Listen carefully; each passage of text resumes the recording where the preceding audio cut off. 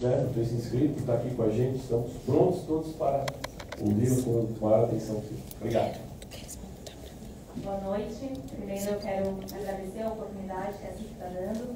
Obrigada, presidente Sérgio. Agradecer em nome da SOL também, em nome de quem eu cumprimento todos os demais presentes aqui. Eu sou Andréa Vergani, eu sou advogada, eu sou pós-graduada em Direito Público, especialização em Direito do Trabalho e Processo do Trabalho e com o Legal Law Master em Direito Empresarial. Então, eu comecei minha trajetória lá em 2008, posso passar no exame da OAB, aos 22 anos, no escritório Pirajá Martins, advogados associados, que tinha como clientes pessoas jurídicas, focados em pessoas jurídicas.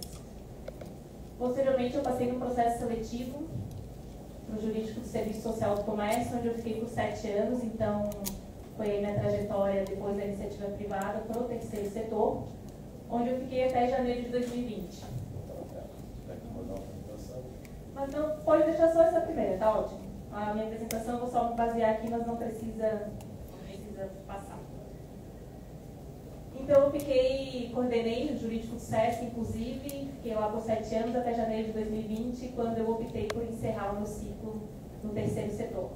E foi em 2020 que iniciou a pandemia, e foi em 2020 que eu me aproximei mais do empreendedorismo, quando eu percebi que, principalmente as mulheres que estavam ao meu redor, estavam se reinventando com a pandemia, foram muito prejudicadas, e eu percebi muitas delas começando a divulgar novos serviços, novos trabalhos. Então eu criei um movimento chamado Mulheres que Fazem Floripa, com o intuito e objetivo de incentivar e fomentar o empreendedorismo feminino local naquela oportunidade. Então em 2020 eu comecei a estudar sobre empreendedorismo. Confesso que alguns dados me chocaram, e aí eu trago aqui, trazendo um pouquinho para o empreendedorismo feminino, que dados do SEBRAE revelam que o acesso ao crédito para as mulheres empreendedoras ele é menor, os juros que são cobrados das mulheres são maiores, embora nós sejamos melhores pagadoras. Então, em 2020 começou esse meu contato com o empreendedorismo feminino, e através do movimento de Mulheres que Fazem Floripa impactou mais de 1.000 empreendedoras locais da grande Florianópolis. E foi em 2020 também que, pela primeira vez, eu me candidatei a vereadora por Florianópolis. Em 2020 tivemos as eleições. Naquela oportunidade, das 23 cadeiras, 22 eram ocupadas por homens e apenas uma por mulher. Ou seja, a gente representava 5%. E eu gosto muito de trazer esses dados aqui, porque a gente está no 5º país que mais mata as mulheres no mundo, a gente está no meio de alguns trilados. É também uma das minhas pautas, a questão do enfrentamento à violência doméstica e familiar contra as mulheres. E é muito bom estar aqui falando hoje, porque hoje temos muitos homens. Normalmente, quando eu falo desses assuntos, a gente fala só para as mulheres. E a violência contra as mulheres, contra as meninas, não deveria ser uma pauta só das mulheres. Mas quando a gente traz palestras, quando a gente vai falar sobre o assunto, infelizmente, aparecem só mulheres, né? Mas a gente precisa de todos envolvidos nessa causa. Enfim, em 2020, então, foi a primeira vez que eu me candidatei a vereadora. Eu estava vindo da iniciativa privada, do terceiro setor, não tinha nenhum envolvimento com o setor público, nunca tinha participado de nenhuma candidatura. E então eu fiz 826 votos, então eu percebi que realmente, né, a política precisa de mulheres capacitadas, a gente precisa renovar a política. E aí iniciou então a minha trajetória no poder público. Depois de 2020, eu fui convidada a trabalhar no poder público, iniciei a minha jornada no PROCON municipal como assessora jurídica, como advogada de formação que sou. Com muito orgulho dessa trajetória, foi uma experiência maravilhosa trabalhar no PROCON municipal. Trabalhei enquanto Gabrielzinho foi o secretário de Defesa do Cidadão, tive a oportunidade e o privilégio de trabalhar com ele, assim como também com o diretor do PROCON, Alexandre. Fizemos diversas fiscalizações, a gente pegou um órgão que estava bastante esquecido, com muitos processos acumulados, então a gente fez vários mutirões, a gente conseguiu encerrar diversos processos aí que estavam parados desde 2015. E fiquei na assessoria jurídica do PROCON até janeiro de 2023, quando então, convite do Topazio, eu fui trabalhar na assessoria de políticas públicas para as mulheres da Prefeitura de Florianópolis. Fui colega do Leandro Lima, que aqui estava. Quem trabalha com o Topazio sabe o privilégio que é trabalhar com ele, estar próximo dele e aprender com ele. Então, tive essa oportunidade e onde eu consegui trabalhar, de fato, mais a questão das políticas públicas, então, enquanto estive à frente da assessoria de políticas públicas para as mulheres. E gosto também de trazer aqui e falar que Florianópolis tem essa assessoria, porque dos 295 municípios de Santa Catarina, apenas 4 têm organismos de políticas públicas voltados só para as mulheres. E como eu disse, num país que tem um alto índice de violência contra as mulheres, o ideal seria que todos os municípios pudessem se esperar e ter algo voltado para as mulheres. Então, à frente da assessoria de políticas públicas para as mulheres, a gente construiu diversos projetos. Um deles foi o protocolo Não Se Cale. Foram mais de 6 estabelecimentos já que aderiram ao protocolo. É um protocolo facultativo, não é obrigatório. Também um pedido do nosso prefeito, aqui estamos entre empresários, então que a gente não quer que nada seja empurrado pela baixa, a gente não quer que isso seja mais um ônus para os empresários, não. A gente quer que, de fato, os empresários entendam o quanto isso é importante para o negócio deles e para o empreendimento deles e queiram fazer parte. E, de fato, isso aconteceu. Então, todos os estabelecimentos que nos procuraram para saber como funciona o protocolo Não Se Cale, para ter o protocolo Não Se Cale em seus estabelecimentos, é porque entenderam a importância e o quanto isso traz de benefício para eles. Porque se a gente falar, seja numa demanda trabalhista, por uma eventual denúncia de assédio sexual, ou seja, por conta de uma ação por indenização por algum cliente que tenha passado alguma situação, essa empresa vai chegar em sua defesa, ela vai poder alegar, não, a gente tem um protocolo, a gente se preocupa com essas questões, então isso também traz uma segurança para os empresários. Então esse foi um dos projetos que eu estive à frente.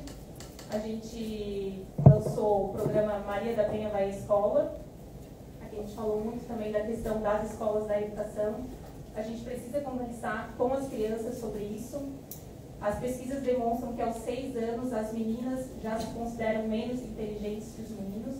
Então a gente precisa falar de igualdade de gênero dentro das escolas. Eu, como mãe de uma criança, hoje com 6 anos, eu percebo algumas falas, sim. Então a gente precisa falar nas escolas sobre todos os assuntos, inclusive sobre empreendedorismo, né? E o projeto Maria da Penha Vai à Escola foi um sucesso. Ontem eu estive numa escola na Costeira, e a escola estava toda cheia de laço, um trabalho feito pelas crianças, inclusive com cartas que as crianças escreveram para mulheres que passaram por situação de violência. Essas crianças, muitas vezes elas crescem vendo a violência dentro de casa. A gente precisa trabalhar isso, os profissionais da educação precisam estar capacitados para perceberem e saberem acolher crianças que vivenciam violências dentro de casa, seja com seus pais, seja a questão da violência sexual, que nosso país tem um índice altíssimo e nós precisamos falar sobre isso também.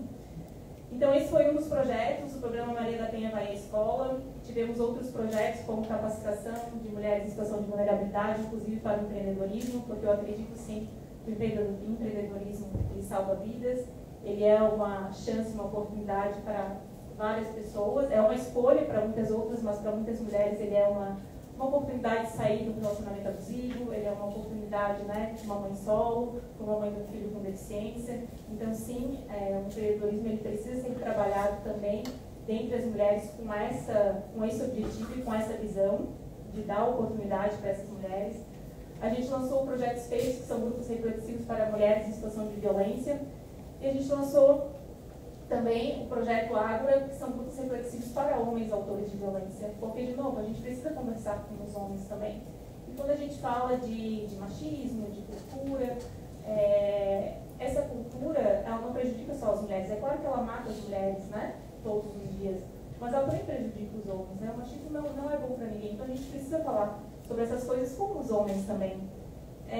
Outros projetos, como a campanha Respeito na Folia, a gente fala muito sobre a questão de importunação sexual nas campanhas do Carnaval. Tiveram 2 projetos de lei, um em nível municipal e um em nível estadual, que foi a campanha do Maio Curta Cor, que é um mês inteiro para falar sobre saúde mental materna. Então a gente aprovou esse projeto de lei no município em 2022 e agora esse ano, em nível estadual, também um mês inteiro para que a gente fale sobre a questão da saúde mental. Eu acredito muito numa política humanizada, que olhe para as pessoas, que priorize as pessoas estão doentes na nossa sociedade. Então, claro que a gente precisa falar de estrutura, a gente precisa falar de mobilidade, mas a gente precisa sempre pensar nas pessoas. E, de novo, isso também afeta a questão do empreendedor, né? Porque quantos atestados médicos a gente tem, quantas licenças de saúde a gente tem de um colaborador que às vezes não está bem. Então a gente precisa olhar para isso também e falar sobre saúde mental. Tem as campanhas do Agosto Lilás, a gente está hoje no mês de agosto, que é um mês de enfrentamento e conscientização contra a violência contra as mulheres, violência doméstica e familiar. A gente vai inaugurar agora essa semana, eu falo a gente, mas eu esqueço que eu já saí da prefeitura, né? Não estou mais na prefeitura. Então a prefeitura vai inaugurar essa semana o Espaço Acolher dentro do multi-hospital, lá no Carianos. O Espaço Acolher, ele é uma porta de entrada única para as mulheres em situação de violência sexual, em situação de violência doméstica. E né, até eu começar a trabalhar com isso, eu não saberia para onde encaminhar uma mulher ou uma criança, ou até um homem que foi vítima de violência sexual. E isso acontece diariamente. E para onde a gente encaminha? Para que essa pessoa não seja revitimizada, para que ela não fique horas esperando, para que saibam como acolher. Hoje, a partir dessa semana, dia 26, Florianópolis vai ter uma porta de entrada única, que é o Espaço Acolher dentro do multi-hospital. O multi-hospital já foi inaugurado, mas esse espaço será inaugurado essa semana. Lá dentro terá a delegacia, ou seja, o boletim de ocorrência é realizado lá dentro. A coleta de vestígios, a polícia científica está lá dentro também. Tudo isso para evitar, vai ter quarto, espaço para as crianças, né, para se essa mulher precisar falar com as crianças. Então, esse tipo de informação é o tipo de informação que também salva vidas, que é importante a gente compartilhar e que a gente tenha ciência que o nosso município tem esse tipo de equipamento. Esses são um pouco do trabalho que eu fiz, estando 15 meses à frente da assessoria de políticas públicas para as mulheres, que foi o tempo que eu estive lá. Me desincompatibilizei, então, aí, né, há 5 meses atrás, para concorrer novamente, colocar meu nome à disposição novamente a vereança aqui de Florianópolis. Infelizmente, eu percebo também que de 2020 para cá, a gente teve pouco aumento de mulheres ainda dentro desses espaços, né? A gente não consegue chegar aí a 20%, e a gente precisa sim falar disso, porque quando a gente está num país que mata tanto as suas mulheres, a gente precisa se perguntar por quê. E para mim é muito claro que a violência contra as mulheres, ela pode culminar, ela pode terminar como uma violência física, uma violência sexual, mas ela começa muito antes, é quando a gente não tem acesso aos espaços de poder. Então a gente está num país que, em termos de subrepresentatividade feminina na política, perde para o Afeganistão e para a Arábia Saudita. A gente precisa sim falar disso. A gente precisa ter mulheres nos espaços de poder. A gente precisa falar da questão da violência contra as mulheres. A gente precisa falar sobre gravidez na adolescência. A gente é o 2º país do mundo em casamento infantil, o 4º em gravidez na adolescência. Então, onde estão as políticas públicas que não estão olhando para as crianças, que não estão olhando para as mulheres? Então, aqui, dessa minha fala, um pouco da minha trajetória, eu já falei um pouquinho do que eu acredito que é, sim, uma política humanizada, que priorize as pessoas, que olhe para as pessoas. Além disso, como também aqui o Leandro também trouxe isso, eu sei muito bem qual é o papel do vereador. A gente sabe que o principal papel do vereador é sim fiscalizar, é ser vigilante. Tenho essa experiência dos lugares que passei, trabalhei muito com licitação também quando trabalhei no SESC, né, por conta da minha formação. Então, tenho muito claro para mim que o mandato, o principal papel do vereador é sim fiscalizar o legislativo, estarei ali atuante para isso. A questão das políticas públicas baseadas em evidências, né? Infelizmente a gente percebe que as políticas públicas hoje, elas não têm monitoramento, elas não têm análise de dados, isso precisa ser feito. Fiz a escola do Renova BR, que é a maior escola de lideranças políticas do Brasil, onde isso é muito claro, eles ensinam muito, falam muito sobre essa questão de políticas públicas baseadas em evidência. Já falei um pouquinho do empreendedorismo, né? Acredito que também o empreendedorismo precisa ser ensinado nas escolas, acredito muito na força do empreendedorismo. Falei já um pouquinho aqui da questão da maternidade, da primeira infância, que eu penso sim que deve ser prioridade em todos os governos. Isso é um pouquinho, o tempo passa rápido, né? Isso é um pouquinho do que eu acredito, do que eu venho trabalhado, um pouquinho da minha trajetória, e aí então eu fico à disposição também para ouvir as perguntas de vocês.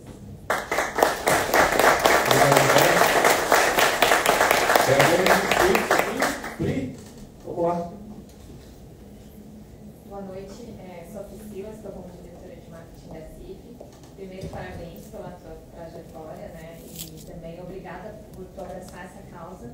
A gente fala muito de de vitimismo, mas eu acredito que isso não é, né? São dados, são fatos que mostram todos os dias como a mulher tem várias questões em que ela é desfavorecida em relação ao homem. E a minha pergunta é, já que tu falou bastante sobre empreendedorismo, é de que forma, né, sendo eleita, tu entende que pode ajudar, incentivar o empreendedorismo local, principalmente na parte, né, de apoio a mulheres para a abertura de novos negócios, enfim, se tens algo desenhado no teu projeto de campanha.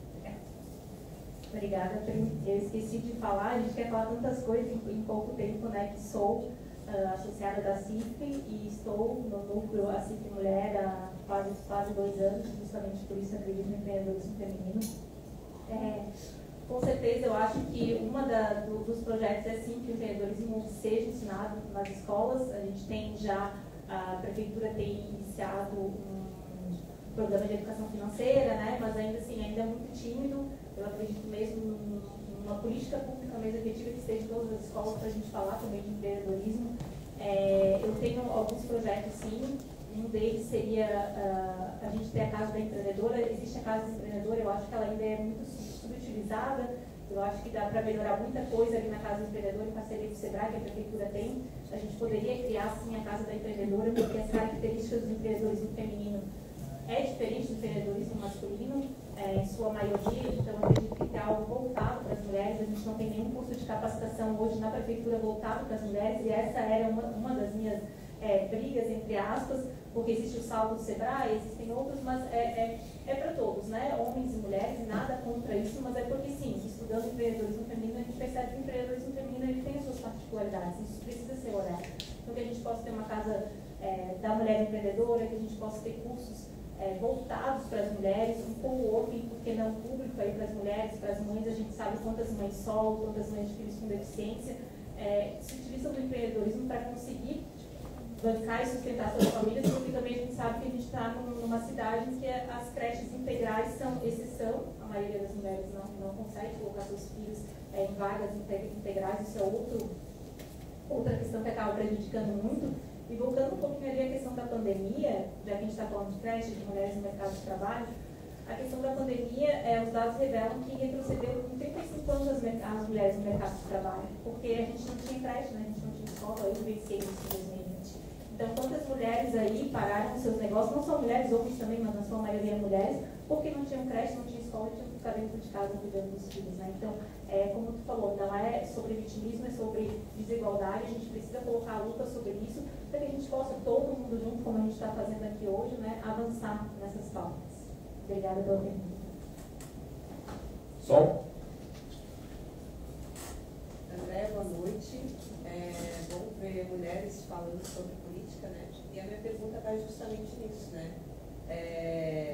Qual a tua opinião sobre tão poucas mulheres na política e o que tu acha que poderia ser feito, né, com o projeto para que fosse incentivado que mais mulheres pudessem participar?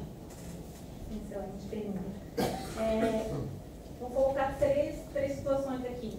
Uma delas é que quando as crianças ligam a televisão, se eu ligo a televisão e eu só vejo, por exemplo, homens na política, e a gente pode pegar qualquer foto de qualquer partido político no Instagram, a gente vê 7, 10 homens. Então, desde criança, isso é inconsciente, aquilo não está acessível para mim. Quando perguntarem para mim, e de novo, eu tenho uma filha de 6 anos, então eu leio muito, eu acabo fazendo esses testes, né? Quando você pergunta para uma criança o que ela quer ser quando crescer, é senso de pertencimento, é inconsciente. Se você está num lugar que você só vê homens, na sua cabeça aquilo nem está, aquilo não pertence a você, né? Então aquilo está longe da sua realidade. Então, se você perguntar, provavelmente as crianças de 6 anos vão dizer que querem ser professoras, as meninas, né? Porque é onde elas veem mulheres, é o centro de pertencimento.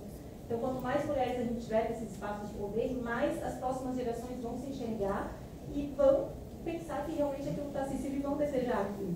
Mas como que a gente pode fazer para mudar hoje? Infelizmente, a gente precisa mudar as estruturas partidárias, porque elas são feitas, né, por homens em sua maioria. Então, realmente, de fato, as candidaturas femininas elas não são incentivadas.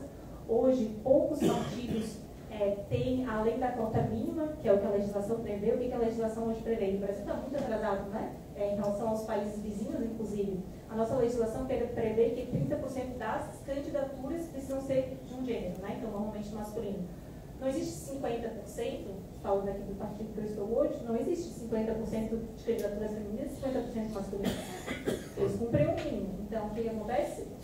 Por exemplo, o PSD, e não só ele, como a maioria dos partidos, 30% das candidaturas só são femininas, outras 70% são masculinas. E a gente vai para os cargos do executivo, e aí, falando do Topaz, ele mudou essa realidade. Em 350 anos, nunca tinha havido uma secretária municipal mulher da saúde, sendo que a saúde é tocada por mulheres.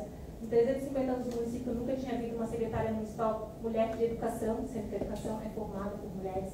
Então, a primeira vez a gente teve uma secretária municipal da Fazenda.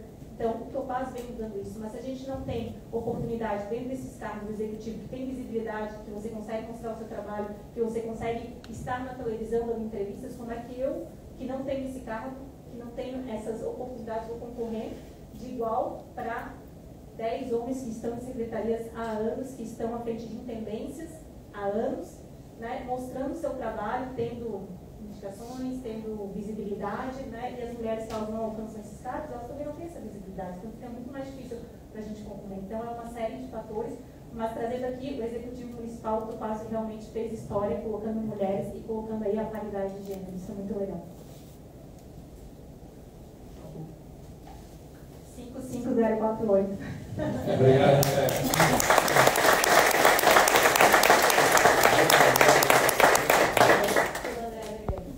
André Vergueiro. Posso acompanhar?